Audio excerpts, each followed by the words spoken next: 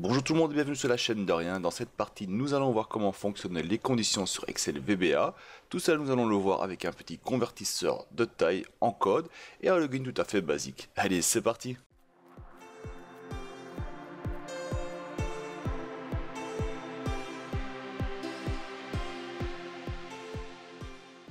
Une condition, c'est comme son nom l'indique, exécuter un code quand une certaine condition est remplie. Par exemple, nous allons dire que si la cellule F3, donc la cellule qui se trouve là, il y a quelque chose dedans, eh ben, je vais voir afficher un message me disant, voilà, il y a quelque chose dans la cellule F3. Et comment est-ce qu'on va faire ça? Donc on va prendre l'éditeur de code, qui est lié au bouton ici, donc on fait un double clic, on y arrive. Et on va dire, donc if, qui veut dire si en anglais. Donc là, on va dire que si range, c'est F3 et n'est pas rien, donc là, on va dire si n'est pas rien, 10. On affiche un message, donc message box, et il y a bien quelque chose dans la cellule. Et chaque condition if se termine par end if. Et là, on va lancer, donc si je vais en mode création, je décoche et je lance, il va me lancer un message, il y a bien quelque chose dans la cellule. Et donc les conditions, ça fonctionne comment? Eh ben, on commence par dire qu'on veut une condition en disant if. On dit if le range, donc la valeur qui se trouve dans F3, dans la cellule F3, n'est pas vide ici, ça c'est les signes qu'on a utilisés, donc n'est pas vide, alors, donc 10, on affiche le message, il y a bien quelque chose dans la cellule, c'est ce qu'on a vu. Et puis on termine le tout en plaçant la commande, donc end if, qui veut dire que la condition se termine. Il faut tout le temps commencer une condition avec un if et on la termine tout le temps avec un end if. Maintenant, les critères des conditions sont différentes. Ici, on indiquait donc un signe petite et plus grand, c'est pour dire n'est pas, donc n'est pas vide. On peut changer ça, on peut dire qu'une condition est égale à rien, on peut dire qu'une condition est plus petite que rien, plus grande que rien, oups, plus grande que rien. On peut dire qu'une condition est égale ou plus petite que rien, une condition est égale ou plus grand que rien. Mais dans notre exemple, on a donc dit qu'elle n'est pas rien. Maintenant, il y a aussi une méthode. On peut mettre une condition si sans terminer par end if. On peut le faire, mais c'est quelque chose que je ne conseille pas à faire du tout. Et pour faire cela, on doit tout mettre sur une et même ligne. Donc si on met tout sur une seule ligne, comme ici, eh bien on aura donc la condition si qui s'affiche sur une seule ligne. Et on n'est pas obligé d'indiquer donc le end if à la fin. Donc là, on va tester. Et il nous affiche bien le message. S'il n'y a rien dedans, il n'affiche rien, il n'y a rien qui se passe. Mais je reste conseillé quand même que mettre tout le temps, tout sur une ligne séparée et terminé par un end if, ce sera beaucoup plus lisible et beaucoup plus propre votre code. Alors un petit conseil que je peux aussi donner, c'est quand vous faites votre code en condition si, vous commencez par le si, et tout ce qui se trouve dedans, eh bien, vous faites une tabulation. Ainsi, ça se trouve à l'intérieur. Comme ça, on voit vraiment où est-ce qu'elle commence, notre condition si, donc la condition if, et où est-ce qu'elle se termine. Et tout ce qui se trouve entre, ben, ça appartient à cette condition. Ce sera beaucoup plus lisible, surtout quand vous avez pas mal de bouts de code dedans. Hein. On sait que voilà, ça commence ici et ça se termine là. Bien sûr, tout comme dans la fonction si dans Excel, on a une valeur qui est vraie. Et la valeur qui est vraie s'affiche donc ici, c'est la valeur qui est vraie. Mais on a aussi une valeur qui est fausse. Et cette valeur qui est fausse, ça se traduit en else if. En else, pardon. Et donc, si la condition qui se trouve ici est remplie, on affiche qu'elle est là, et le code s'arrête. Par contre, si la condition du if n'est pas remplie, on fait le else. Alors, le else, on va indiquer quoi? On va un message box. Il y a pas de données dans la cellule. Oups, voilà. On va mettre ça proprement quand même. Voilà, et on va tester. Donc là, c'est vide, on clique, il n'y a pas de données dans la cellule. Par contre, si je mets quelque chose dedans, il y a bien quelque chose dans la cellule. Donc cela fonctionne. Donc c'est à peu près la même chose que la condition si, donc est égale à si. On dit test logique, ben ça n'est pas vide. Alors, eh ben, il y a des données. Voilà. Si la valeur elle est fausse, c'est le else en fait. On dit il n'y a pas de données Ouais, bien sûr, faut que je le ferme. Voilà. Donc là, il y a des données dedans, il y a des données. La fiche ici, si c'est vide, hop, il n'y a pas de données. C'est identique, la même chose. Désormais, nous allons voir comment nous pouvons ajouter d'autres conditions dans une condition déjà existante. Ça veut dire que nous allons imbriquer plusieurs conditions dans une même condition. Donc disons ici, nous allons donc contrôler, première chose, si la cellule n'est pas vide, on va afficher donc le message il y a bien quelque chose dans la cellule, mais désormais nous allons aussi contrôler si la cellule contient du texte ou du numérique. Si elle ne contient pas de numérique, on va dire que hey, il y a un problème ici, je n'accepte pas le code car ce n'est pas numérique. Et comment est-ce qu'on va faire ça? On va créer une nouvelle condition. Si, on va dire donc si if, il est un peu particulier, not is numérique. Et là on va dire expression, donc c'est range f3 10. Donc là, s'il ne s'agit pas de chiffres, du texte ou autre chose, on va dire que message box, on va dire format non valide else message box format valide. Et on termine de nouveau par un end if, pas oublier. Et on va tester cela. Donc ici il y a des données dedans et ils sont pas numériques. Donc on va voir ce qui se passe. Donc il dit bien il y a quelque chose dedans et puis paf, format non valide car ce n'est pas numérique. Maintenant si je mets un chiffre dedans et on teste, il y a bien quelque chose dans la cellule, format valide. Par contre si je laisse vide, donc je l'efface, on teste, il n'y a pas de données dans la cellule. Donc comment cela a fonctionné? Il a dit, donc on va mettre quelque chose dedans, voilà, n'importe quoi. La première chose qu'il a fait, c'est contrôler est-ce qu'il y a des données dedans. Oui, il y a des données dedans. Donc on affiche le message, il y a quelque chose dans la cellule. Puis il a regardé plus loin dans son code. Ah, comme il y a ça, on doit me poser une nouvelle question. Est-ce que ce n'est pas, si ce n'est pas du format numérique, alors il faut afficher le message format non valide. Et c'est le cas car ce n'est pas numérique. Par contre, si j'avais mis un 5 dedans, il aurait donc fait le premier. Est-ce qu'il y a quelque chose dedans? Est-ce que le truc n'est pas vide, c'est la cellule? Non, la cellule n'est pas vide, donc ouais, il y a bien quelque chose dedans, il va afficher. Puis il va contrôler si la valeur n'est pas numérique, ce n'est pas le cas car c'est numérique, donc il n'affichera pas la donnée qui est là et passera au else qui se trouve ici. Il va afficher le message format valide. Maintenant, si cela est vide, il va reprendre le code, il va recommencer, il va regarder est-ce que la cellule est remplie, oui ou non. Non, la cellule elle est vide, donc ah, ce n'est pas bon. Ici on travaille uniquement avec les valeurs qui sont remplies, donc c'est quelque chose dedans. Donc on passe au else, et là il affiche le message, il n'y a pas de données dans la cellule. Et il se termine avec le end if. Tout comme dans la fonction si, nous pouvons donc créer des multiples conditions pour vérifier si le critère qui est affiché là-dedans correspond à un certain résultat qu'on veut avoir. Et on peut dire par exemple que cela, comme ici, on peut dire que si c'est entre 0 et 50, ben, il faut afficher un S, si c'est 51 et 100, ben, il faut afficher un M, 101 jusqu'à 150. On affiche un L et tout ce qui est au-dessus de 150, on affiche XL. Et ça, on va donc utiliser non pas if else, mais on va utiliser le if et puis le else if pour faire cela. Vous allez voir, c'est assez simple. Donc on vient ici, donc si on met une valeur numérique, on va dire 10 dedans.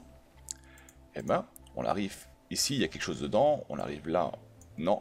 On arrive ici, ouais, la format est valide, et on va ajouter des nouvelles conditions. Mais ici, on va donc créer d'abord, on va commencer par créer une variable. On va dire que dim taille est as integer, vu que ce sera des numériques dedans, des chiffres, et taille est égal à range f3. Donc désormais, la variable taille correspond à 10, vu que ça correspond à la cellule F3. Et on va faire le premier test. On va faire à nouveau. Donc, if taille est plus petit que 51, 10, on va afficher dans la cellule range F5, si je me trompe pas, c'est celle ici en bas, on va vérifier tout de suite. Oui, c'est bien le F5. La valeur de F5 est égale à S. Else. If. Donc si ce n'est pas ça, on va contrôler une autre condition. Donc else if taille est plus petit que 101, then on va dire que le range F5 est égal à M de medium. Nouveau else. If la taille est plus petit que 150, then que 151, pardon. Voilà. Then on va dire que la range F5 est égal à L de large, et puis else tout ce qui est au-dessus, range F5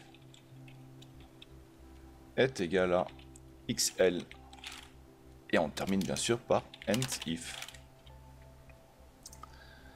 Voilà, voilà, donc ça on peut réduire au même niveau, donc ça reste bien lisible, et on va tester cela. On va mettre cela aussi. Et on va tester cela. Donc ici, on va tester, il y a bien des données dedans. Le format, il est valide, c'est parfait parce que c'est des chiffres. Et on obtient ici le S, car il est entre 0 et 51. Et donc en dessous de 50. En dessous de 51, pardon. Ici, si je mets 101, on va tester. Donc il y a bien quelque chose dans la cellule. Le format, il est valide. C'est un large. Si je mets 135... on va essayer, il y a bien quelque chose dans la cellule, le format est valide et on obtient un large. Si je mets, on va dire 65, hop, hop, c'est un médium. Si on met, on va dire 1000, il y a bien quelque chose dans la cellule, format valide, c'est un XL. Et on va voir donc ensemble ce qui s'est passé. On revient ici. Et là, on va dire, on a mis 1000 dedans ici. Donc, il y a le 1000 dans la cellule F3. Donc, il y a quelque chose dedans. Il n'est pas vide. Donc, il y a bien quelque chose dans la cellule. C'est bien un chiffre numérique. Donc, on passe en dessous ici et on affiche le message. Le format est valide. Vu que le format est valide, on a créé donc une variable qui contient donc la valeur de la cellule F3, qui est donc 1000 ici. Et là, on a dit donc que si 1000 est plus petit que 51, alors on affiche le message là. Vu que 1000 est plus grand que 51, ce n'est pas un S. Sinon, si 1000 est plus petit que 101, on affiche le M dans la cellule F5. Ce n'est pas le cas non plus. On va au suivant. Sinon, si la cellule... sinon, si 1000 est plus petit que 151, on affiche donc le L. Ce n'est pas le cas. Else, donc sinon, si c'est autre chose que ce qu'il y a au-dessus, eh ben on affiche XL. Et c'est bien le cas car 1000 est autre chose que tout ce qui a été le critère dessus. Donc on affiche donc XL dedans. Surtout, regardez bien la structure que j'ai utilisée ici. Hein. Donc on peut vraiment bien distinguer les conditions à part. On peut vraiment bien les distinguer. Donc ça, c'est une condition qui est imbriquée dans la condition ici dedans, que celle-ci est imbriquée dans la condition qui se trouve là. Donc on a vraiment trois conditions imbriquées l'un dans l'autre. Donc on voit que c'est possible. Et vous allez voir que ce genre de structure-là, vous allez utiliser assez souvent dans le codage dans Visual Basic. C'est quelque chose d'assez très courant ça. Une autre façon de travailler avec des multiples conditions comme on a fait ici, donc on a testé si c'était un small, un large ou un medium, c'est d'utiliser non pas les else if mais plutôt des cases, donc des cas. Hein. C'est quelque chose que je préfère utiliser, c'est quelque chose que j'aime bien utiliser aussi, et ça c'est beaucoup plus lisible, ça rend votre code beaucoup plus lisible et beaucoup plus clair. Et comment ça fonctionne? Ben ça, on va déjà effacer. Donc on peut garder le reste, et on va donc déclarer un cas. On va dire que select case, qui sera la taille. Donc là, on va dire qu'on va sélectionner quel sera le cas qu'on va devoir comparer. Ben, le cas, c'est la taille, c'est celle de la cellule F3. Et on va déjà indiquer le end select. Et tout ce qui se trouve là entre, on va donc le comparer et le vérifier, la condition, et donner un certain résultat, tout comme le else if en fait. Mais vous allez voir, ça va être beaucoup plus court. Donc on va faire le premier cas. On va dire que case is Donc, il faut lire ça comme ça. Si le 1000 est plus petit que 51, eh bien alors, range F5 est égal à S. Voilà. C'est beaucoup plus court.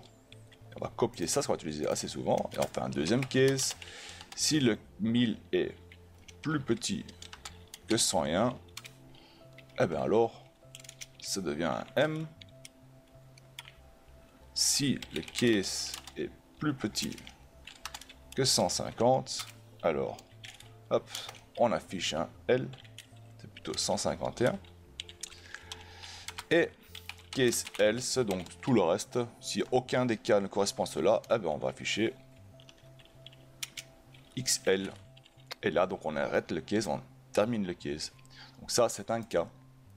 Et on va voir comment ça fonctionne. On va vérifier, on va mettre ici donc le 5 dedans. Hop, on va mettre en décocher notre création. Il y a bien quelque chose dans la cellule, le format est valide, paf, il s'agit d'un S. C'est nickel. On va voir pour celui-ci, on va faire 102, convertir, hop. Et on voit, il affiche le L.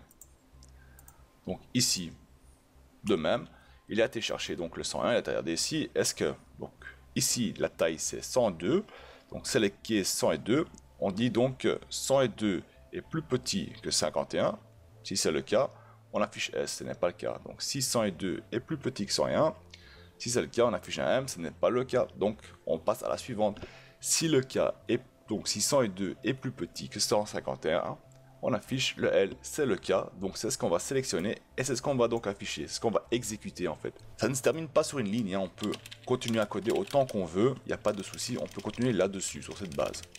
Mais c'est au moment qu'il a retrouvé ce cas-là, il a dit voilà, on se trouve ici dedans, ben on exécute ce qui se trouve là.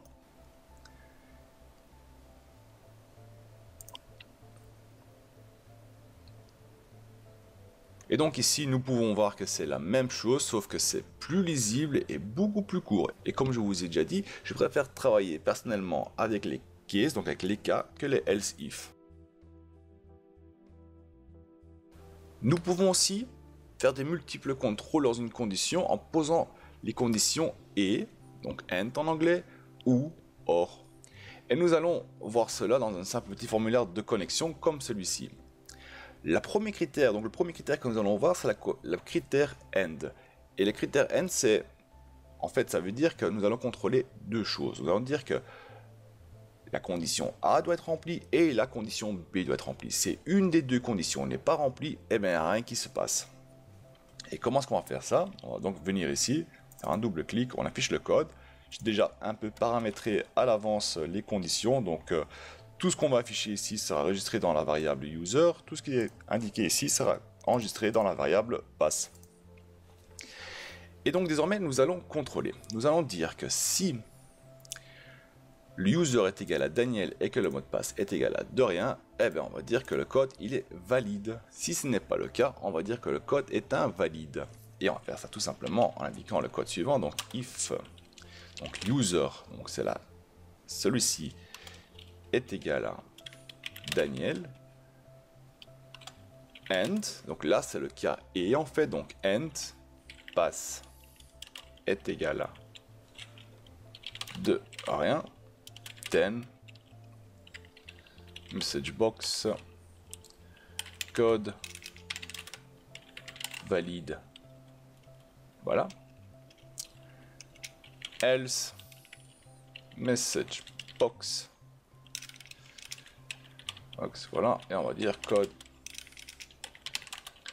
invalide. Et on termine par if. Voilà, voilà. Et on va voir ce qui se passe. Donc on vient ici, je vais indiquer blabla, n'importe quoi dedans, et on tape dedans, on fait entrée, donc login. Il me marque code invalide. C'est parce que le premier, le user n'est pas égal à Daniel et le password n'est pas égal à de rien. Enfin, ok. Maintenant, je vais indiquer Daniel dedans. Je fais entrée, il me marque code invalide. Cette fois-ci, le user est bien égal à Daniel, mais le mot de passe n'est pas égal à de rien. Donc, une des deux critères n'est pas rempli.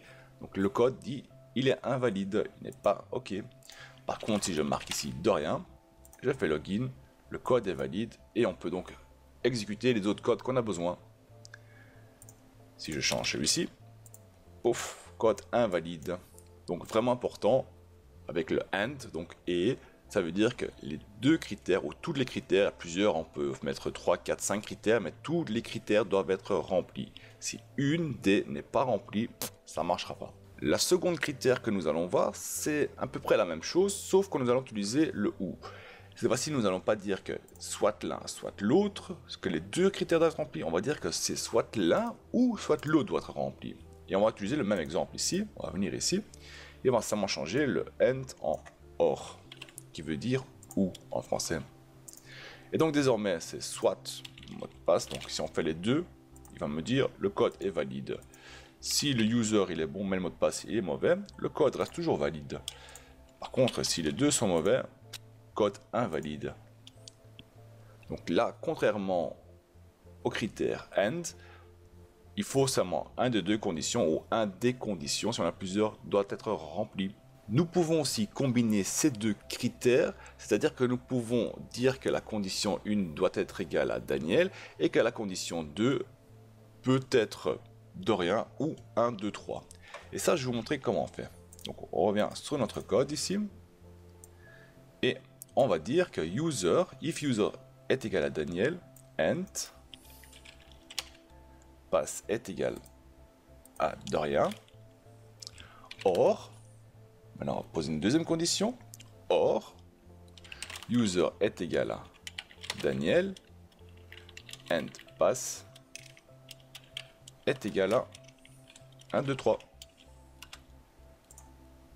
Donc cette fois-ci, qu'est-ce qu'on peut avoir cette fois-ci? On peut avoir ici Daniel, et ici de rien, il va me dire le code est valide, ou avoir Daniel ici, et avoir le code 1, 2, 3, il me dira le code est valide aussi. Par contre, si je mets n'importe quoi dedans, il me dira code invalide. Si je mets 1, 2, 3 ici, et là, n'importe quoi, il me dira donc code invalide. Donc cette fois-ci, nous avons donc créé deux possibilités. Donc soit Daniel et Dorian, ou Daniel et 1, 2, 3. Voilà comment on peut combiner plusieurs critères ensemble. Voilà, désormais vous savez comment utiliser les conditions dans Excel VBA. Dans la prochaine partie, nous allons voir comment fonctionnent les boucles dans Excel VBA. Si vous avez déjà des questions à propos des boucles, faites-le moi savoir dans les commentaires ou sur ma page Facebook afin que je puisse les couvrir dans la prochaine cours. D'ici là, je vous retrouve dans la prochaine partie. Allez, salut tout le monde!